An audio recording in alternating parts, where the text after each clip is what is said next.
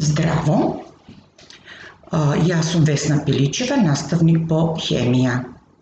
Овој час ќе зборуваме за горењето како екзотермна реакција.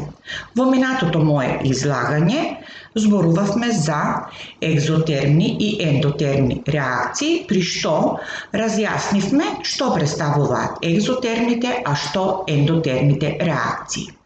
Инаку во природата почести ни се екзотермните реакции во однос на ендотермните.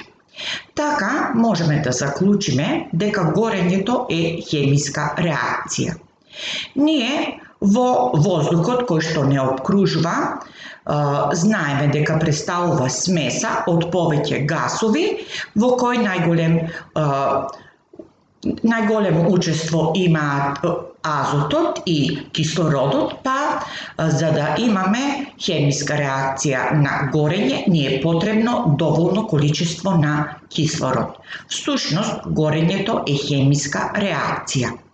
Супстанцата што гори реагира со кислородот и се формираат нови супстанции кои што се викаат оксиди. Секако во минатите излагања знаете дека оксидите представуваат бинарни соединења кои што во својот состав содржаат метал или неметал и кислород.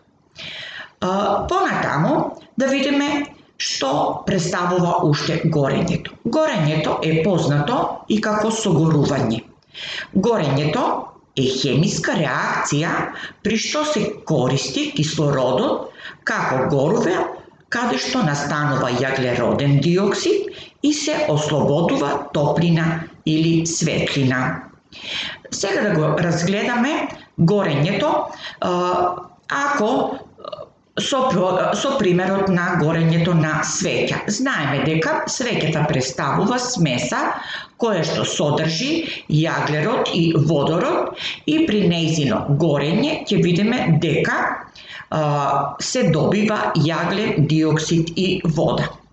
Ако оваа свеќа ја ставиме во еден затворен систем, например, ако ја покриеме со чаша и ја ставиме во сад со вода, ќе забележиме дека на зидовите на чашата ќе се нафатат капки со вода и по извесно време свеќата ќе изгасне. Што значи тоа? Тоа значи дека откако ќе се потроши кислородот кој што се наоѓа во чашата, прекинува и горењето. Најчесто при горењето се користаат супстанциите како што се јаглен и при тоа се добиваат при горењето се добиваат оксиди кои што се викаат јаглеродни оксиди. Секако овие јаглени оксиди можат да горат и при тоа можеме да кажеме дека горењето може да биде потполно и непотполно. Секако минатата година кога учевме за јаглеводороди, кога ја изучувавме хомологната низина на јаглеводороди, значи видовме дека сите гасови кои што се наоѓаат, нели, како што е метанот, етанот, пропанот и бутанот, се гасови кои што во својот состав содржаат јаглерод и водород. Исто така, за да имаме горење, потребни ни се реактанти и продукти и при тоа се ослободува, значи, енергија во вид на светлина. Горењето е процес кај кој доаѓа до оксидација на состојките на некое гориво. Значи, представува процес помеѓу горивото и оксидансот, при што се создава топлина. Да разгледаме неколку едноставни реакции кои што представуваат процес на горење. Еве, првата реакција, тоа е јаглен плюс кислород се добива јаглен диоксид, потоа сулфур плюс кислород, при што се добива сулфур диоксид и железо и кислород, при што се добива железен оксид. Секако, можеме да разликуваме повеќе видови на горење, значи рековме дека горењето може да биде потполно и непотполно, како еден вид на непотполно согорување е така нареченото тлење, кога имаме бавно согорување на супстанциите, при што доаѓа до нивно нецелосно согорување. Додека пак брзото согорување е облик на горење познат како оган, во кој се ослободува големо количество светлина и топлинска енергија, а често настанува и пламен. Како пример на брзо согорување е секако најпознатото, значи горењето на дрвја, при што се ослободува голема светлинска енергија пропратена со топлина, меѓутоа имаме и пламен. Кога гореат сите гасови, тие значи во себе содржаат јаглен и водород и тие исто така создаваат пламен. Тоа можеме да го представиме, знаете, често кога во лабораториите изведуваме некои хемиски реакции, често го користиме бузениковиот пламеник, кој што во себе за неговото горење е потребно смеса од некои гасови како што се пропан или бутан и со испуштање на вентилот, значи со додавање на кислород, ја имаме и неговата боја на пламен, значи некогаш кога пламенот е жолт, значи тогаш имаме помало количество на кислород, а кога пламенот е син, тогаш значи настанува согорување со поголемо количество на пламен, на кислород.